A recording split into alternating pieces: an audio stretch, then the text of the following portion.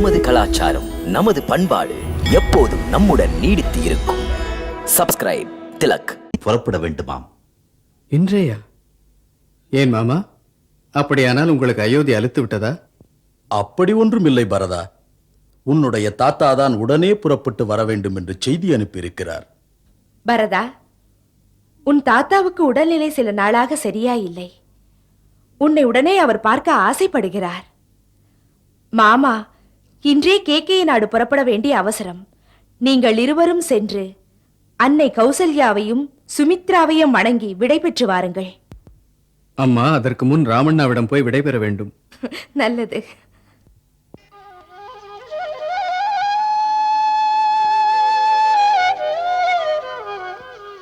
வாழ்க.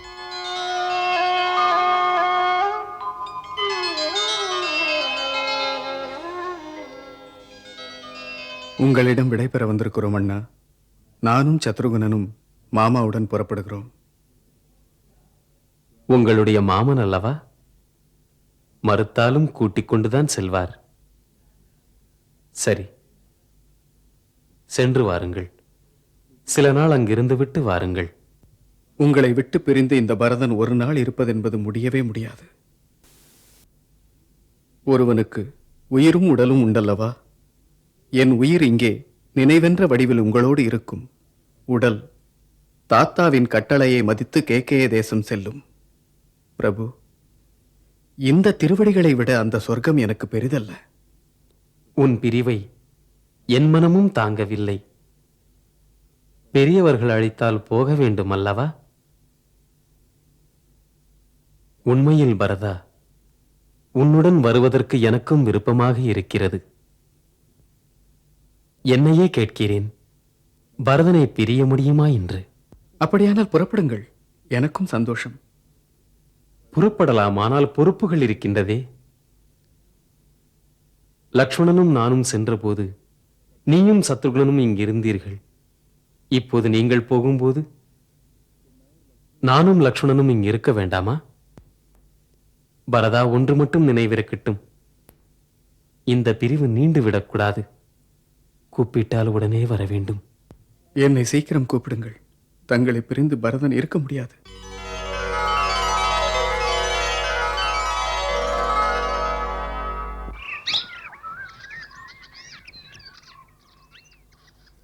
முனிவரே, போக விடை கொடுங்கள் என்று கேட்கும் போதெல்லாம் தசரத மன்னர் எதையோ காரணம் காட்டி என்னை தடுத்து விடுகிறார்.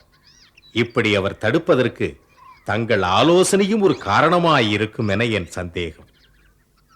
ஆம் முனிவரே, அயோத்தி அரசனைப் போல இந்த வசிஷ்டனுக்கும் தங்களை அனுப்ப மனம் வரவில்லை. மனப்பூர்வமாக எனக்கும் புறப்பட விருப்பமில்லை.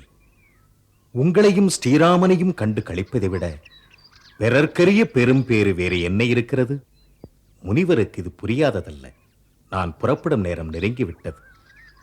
ஆகையால் தாங்கள் மன்னரிடம் சொல்லி கிருபை கூர்ந்து என்னை அனுப்பி வைப்பதற்கு ஏற்பாடு செய்யுங்கள். உங்களுக்கு விடை தருவது என்பது கடினம் முனிவரே. உங்கள் திருவிரலால் தான் இன்று சூரிய வம்சத்தின் கீர்த்தி கொடி ஜகஜோதியாக ஜொலிக்கிறது. விடைபெற வேண்டுமென்று உங்கள் கருத்தை வலியுறுத்தி உங்கள் அருளாட்சியிலிருந்து எம்மை ஒதுக்கி விடாதீர்கள். என்னால் ஏதும் தவறு நிகழ்ந்திருந்தால் மறந்து விடுங்கள். உங்கள் தயாள குணத்தால் மன்னித்து விடுங்கள். ஆனால் அயோத்தியை மட்டும் விட்டு செல்லாதீர்கள். பூஜைக்குரியவரே, இந்த மாநகரே உங்களுடையது. என்னையும் என் மைந்தர்களையும் என் ஆட்சியை செயல்படுத்துபவர்களையும் தொண்டர்களாக மதித்து இங்கேயே இருந்து எங்களை வழிநடத்துங்கள். அரசே, இந்த முனிவனை சுற்றிலும் உங்கள் அன்பு என்ற வலிமையான வலையை விரித்து விட்டீர்கள். அதனால் இந்த முனிவனுக்கு கூட பாசபந்தங்கள் தலை தூக்குகின்றன. அரசே, இதுதான் சமயம். பாசமென்ற விலங்கை பக்குவமென்ற வாளால் வெட்டுவதற்கு. தமது கடமைகளை முழுவதுமாக முடித்துவிட்ட பிறகு ஒரு மனிதன் விருப்பங்களை ஒடுக்கி ஆசைகளை அடக்க தாமதித்து விட்டால் சபலங்கள் அவனையே விழுங்கிவிடும். மாயை அவனை மறைத்துவிடும். பிரம்மர்ஷி, தாங்களே மாயையை கண்டு நடுங்கினால் எங்களைப் போன்ற சாதாரண மனிதர்களின் கதி என்ன ஆவது? தாங்கள் மனிதனாக நடமாடும் ஒரு தெய்வம். அன்று உங்களுடைய தபோபலத்தினால் எங்கள் வம்சத்து மாமன்னர் திருசெங்குவிற்காக அந்தரத்திலே ஒரு அதிசய உலகத்தை படைத்தீர்களே.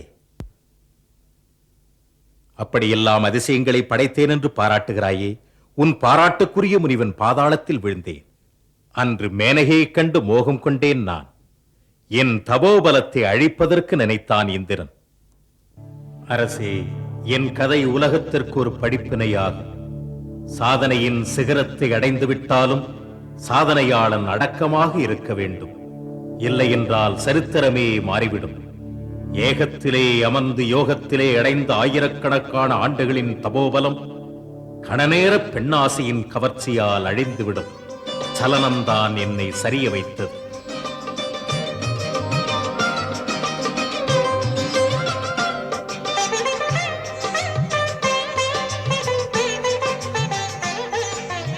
மான்விழியாள் மேனகை வான் தலைவன் இந்திரனால் நான் அழிய காரணமாக பூமிக்கு அனுப்பி வைக்கப்பட்டாள். நான் தபோபலத்தால் உயர்ந்திருந்த நேரம் என் உள்ளும் புறமும் ஒரு பெருமிதம். அதன் விளைவு நானும் அகந்த என்னிடம் தலை தூக்கி இருந்தது. யாரும் எனக் கீடில்லை என்ற இருமாப்பும் வளர்ந்தது.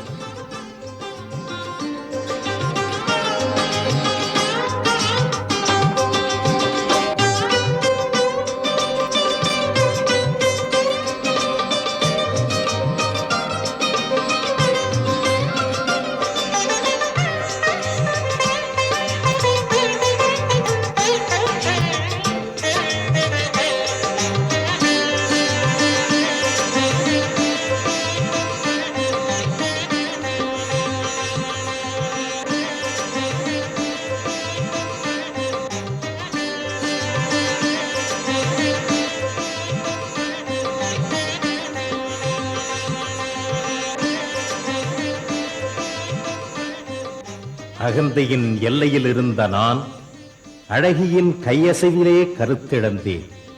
எல்லாம் தெரிந்தும் கூட இனக்கவர்ச்சி என் மனக்கிளர்ச்சியை தூண்டியது. அந்த கணநேரச் சபலம் ஆயிரம் ஆயிரம் ஆண்டுகளின் தபோபலத்தையே தகர்த்து விட்டது. மாயை வலிமை மிக்கது அரசே. அது அழகு வடிவில் வந்து மனிதனை அழிக்கிறது. என்னை நீங்கள் புகழும் பொழுதெல்லாம் என் மனதில் அகங்காரம் புயலாக எழுகின்றது. சத்திய வாழ்க்கை நடத்தும் சாதுவான இந்த பிரம்மரிஷி வசிஷ்டரே என்னை பிரம்மரிஷி என்று ஒப்புக்கொண்டதில் இன்னும் என் அகம்பாவம் வளர்ந்து அவர் மனதை உறுத்தும் அளவிற்கு கூட நடந்திருக்கிறேன். பண்பே உருவான இந்த பெரியவர் பரிவோடு பரம கருணையோடு என்னை மாய வலையிலிருந்து மீட்டார். இன்று மீண்டும் நான் தங்கள் அன்பெனும் வலையில் அகப்படும் அளவுக்கு என்னை சிறைப்படுத்தி சிக்க வைத்து விடாதீர்கள். அன்பு பாசவலையாகாது பிரபு. அமைதியுடன் உங்கள் திருவடிகளை பூஜிக்க நினைக்கிறேன். பாசவலையில் சிக்க வைப்பது என் விருப்பமல்ல. இந்த பேச்சும் கூட மாயையின் ஜாடைதான் அரசே. சாத்திரம் சொல்லுகிறது, மனிதன் எப்போது இல்லற கடமைகளை முடிக்கிறானோ அப்போதே அவன் தனது மனைவியை, மக்களை, பாசமுள்ள நண்பர்களை மறந்து சீரான சமயத்தில் தானாகவே ஒதுங்கி தன் ஆன்மீக உயர்வுக்கு பாடுபட வேண்டும். அப்படி அவன் செய்ய மறந்துவிட்டால் மரணம் வரும்போதுதான் தன் பிழையை உணருவான். ஆகையால் வருமுன் காப்போனாக முதலில் தன்னை அறிய வேண்டும். மாமுனிவர் வசிஷ்டரே, இனிமேலாவது விடை கொடுங்கள். முனிவரே, தங்களுடைய தவத்தால் ஆன்மீக பிரகாசத்தால் அயோத்தி முழுவதும் ஜலிக்கிறது. இந்த ஜோதியை அழப்பதற்கு எங்கள் மனம் இடம் தரவில்லை. மன்னவா, சாதுக்களையும் நதிகளையும் தடுப்பது உச்சிதமாகாது. ஆகையால் அரசே, நான் விஸ்வாமித்திரரின் விருப்பத்தை ஆமோதிக்கிறேன். தாம் இருவரும் குருநாதர்கள். தம் ஆணையை சிரம்தாழ்த்தி செயல்படுத்துகிறேன். குருதேவா, ஆரிய சுமந்தரிடம் பிரம்மரிஷியின் பயணத்திற்கு ஆக வேண்டியதை செய்யச் சொல்லுங்கள். நலம் உண்டாகட்டும்.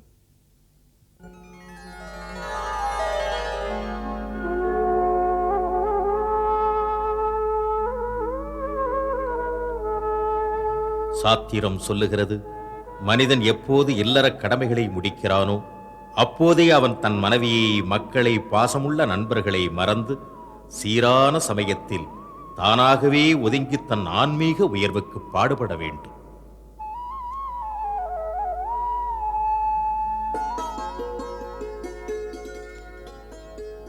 அப்படி அவன் செய்ய மறந்துவிட்டால் மரணம் வரும்போதுதான் தன் பிழையை உணருவான். ஆகையால் வருமுன் காப்போனாக முதலில் தன்னை அறிய வேண்டும்.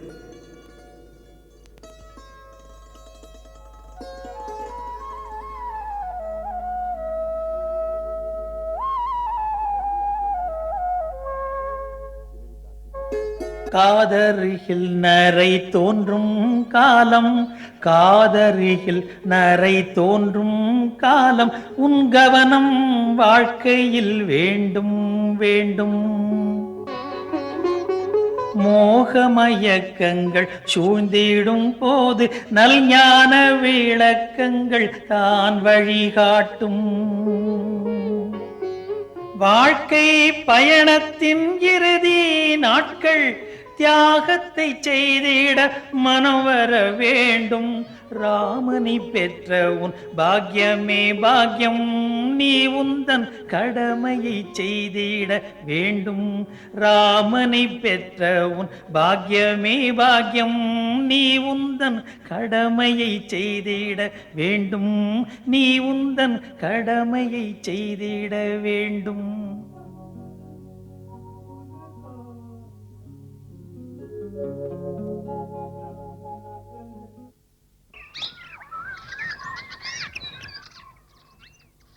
குருதேவா, மன்னர் தசரதர் ஆசிரமத்திற்கு வருகை தருகிறார். மன்னர் தசரதரா? ஆசிரமத்திற்கா?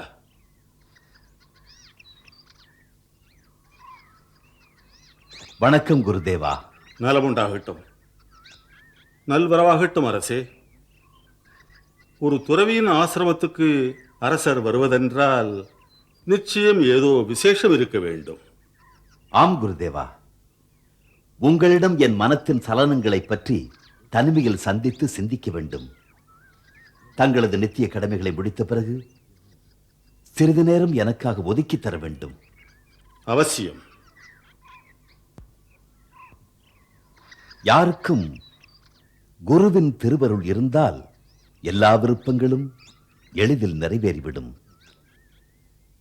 தசரதனுக்கு இப்பிறவியில் ஏதேனும் சிறப்பிருந்தால் அதுவும் தங்களை பூஜித்த பலன்தான். பிரபு, இப்போது என் மனதில் ஒரே ஒரு ஆசைதான் இருக்கிறது. அதுவும் தம்முடைய ஆசீர்வாதத்திலே பூர்த்தியடைந்தால் என் பிறவிக்கு ஒரு அர்த்தம் இருக்கும். அடக்கம் மிகுந்த உனது பேச்சிலே மகிழ்ந்தேன். அமைதியாக உன் விருப்பங்களை எல்லாம் எடுத்துச் சொல். முனிவரே, ராமன் இப்போது அனைத்திலும் தகுதியுள்ளவனாகிவிட்டான்.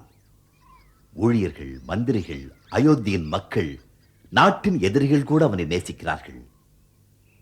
அனைத்து மக்களும் அவனிடம் வைத்த அன்பு தங்களுக்கும் எனக்கும் உள்ளது போல. அதனால் அயோத்தி அரசு பொறுப்பை அவனுக்கு வழங்க விரும்புகிறேன். குருதேவா, தாங்கள் என் ராமனுக்கு ராஜ பதவி அளிக்க ஆணையிட்டால் இந்த கிழவன் கண்ணிருக்கும் போதே ராமனின் ராஜ்யாபிஷேகத்தை கண்டு களித்தவனாவேன். பிறகு நான் இருந்தாலும் இறந்தாலும் எனக்கு மனக்குறைகளே இருக்காது. மன்னவா, உனது பேச்சு இந்த துறவியையும் ஆனந்தப்பட வைத்து விட்டது. உன்னுடைய முடிவு சீரானது, சிறப்பானது. மன்னா, இதை செயலாக்க நீ சபையை உடனே கூட்டியாக வேண்டும்.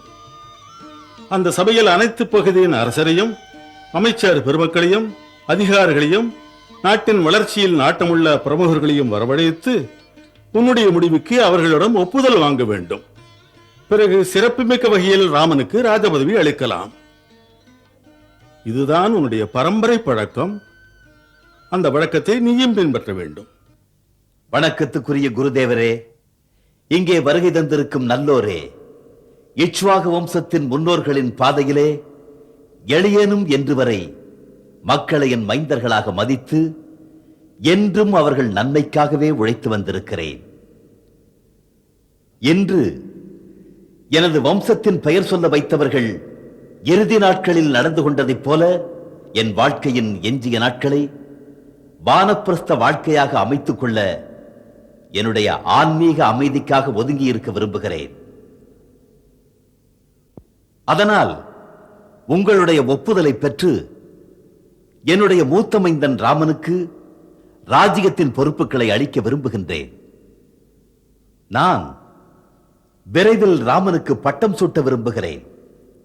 இதை என்னுடைய வேண்டுகோளாக அனைவரும் எடுத்துக்கொண்டு இங்கு அமர்ந்திருப்பவர்கள் அதை ஆழ்ந்து சிந்தித்து ஏற்கத்தக்கதானால் எனக்கு ஒப்புதல் அளியுங்கள். இந்த என் அபிப்பிராயத்தில் ஏதும் தவறு இருந்தால் ஒருவித தயக்கம் என்று எடுத்துச் சொல்லிவிடுங்கள். மன்னவா, நாங்கள் நினைத்ததை நீங்கள் சொல்லிவிட்டீர்கள். எதிர்பார்த்த இனிய முடிவுக்கு நாங்கள் இதயபூர்வமாக ஒப்புதல் அளிக்கிறோம் மன்னவா.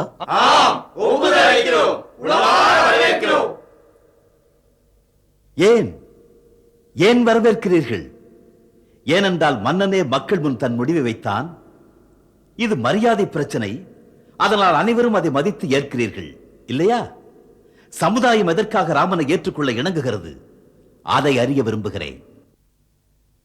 ராமன் வாய்மையின் வடிவம், வலிமையின் உருவம், சீலத்தின் சிகரம். மென்மையான உள்ளம், மேன்மையான எண்ணம். மக்களின் துயரங்களில் பங்கேற்று பொறுப்போடு பணியாற்றும் வீரர். தாயினும் சிறந்தது நாடென்று நினைப்பவர். நாட்டினை காக்கும் நல்லவர், வல்லவர். ராமனிடத்தில் தோழனின் எளிமையும் தெய்வத்தின் கருணையும் கலந்திருக்கிறது. இதுதான் அவன் சிறப்பிலும் சிறப்பு. இது ஒரு நல்ல அரசனுக்குரிய இலக்கணமும் கூட. மக்களுக்கு தெய்வத்தைப் போல அவன் துணை இருக்க வேண்டும். ஒரு தோழனைப் போல அவர்கள் துன்பத்தை களையவும் வேண்டும். இத்தனை சிறப்புகளையும் கொண்ட ராமனுக்கு அரசனாவதற்கு ஏற்ற தகுதி இருக்கிறது. மன்னவா, இன்று சபையே அவனை பாராட்டி நிற்கிறது. இனி ராமனை இந்த அவைக்கு அழைத்து வரச் செய்து இங்கு எடுத்த முடிவை அவனிடம் சொல்ல வேண்டும். ஆரிய சுமந்திரரே, சொல்லுங்கள் அரசே. ராமனை ராஜசபைக்கு அழைத்து வர செய்தி அனுப்புங்கள். ராஜ்யசபைக்கு வர வேண்டுமா? எதற்காக? அதை ராஜசபைக்கு வந்ததும் முறைப்படி அவர்கள் தெரிவிப்பார்கள். ராஜகுமாரர் உடனே அங்கு வர வேண்டும். அதுதான் மன்னரின் கட்டளை. மன்னரின் கட்டளை ராஜ்யசபைக்கு வா என்று. தவறு ஏதாவது நிகழ்ந்து விட்டதா? இல்லை இல்லை, அப்படியொன்றும் இருக்க முடியாது. ஏதோ அவசர ராஜகாரியமாக இருக்கலாம். தேவி சரியாக சொன்னார்கள் ராஜகுமாரா. ராஜசபையில் பங்கேற்க வந்த சாமந்தர்களும் அமைச்சர் பெருமக்களும் குருசீலரும் மக்களின் விசேஷ பிரதிநிதிகளும் முக்கிய முடிவெடுத்திடக் கூடியிருக்கிறார்கள். அதுதான் உங்களை உடனே வரச் சொன்னார்கள்.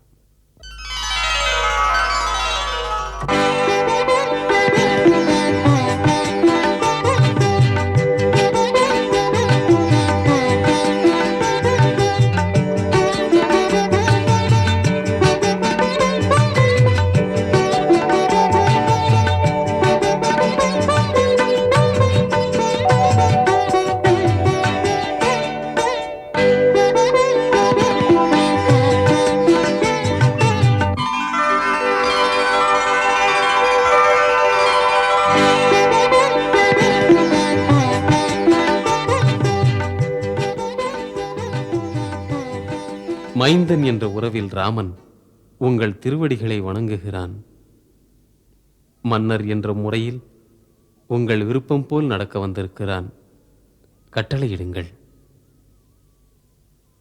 ராமா, சபையில் அமர்ந்திருக்கும் சான்றோர்களும் அமைச்சர்களும் மக்கள் பிரதிநிதிகளும் ஏகமனதாக இன்று எடுத்த முடிவுப்படி அன்பும் பண்புகளும் அமைந்த உனக்கு யுவராஜ பட்டாபிஷேகம் நிச்சயித்திருக்கிறது. சிறப்பான உன் குணங்களை ஆராய்ந்து சபை கூடி எடுத்த முடிவு நேர்மையாக ஆட்சி செய்வாய் என்று எதிர்பார்க்கிறது.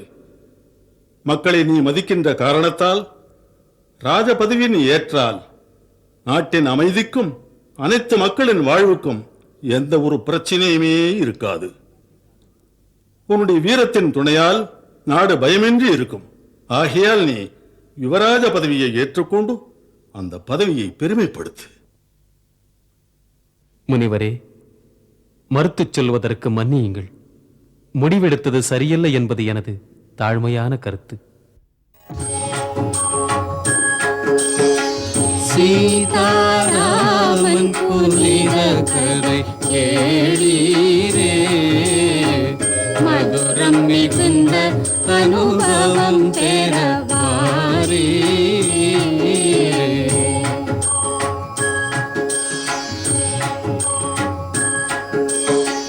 கருத்துகள் நிறைந்திடும் காவியம் காணீரே கடமை பண்பின் உயர்வினை ஆரீரே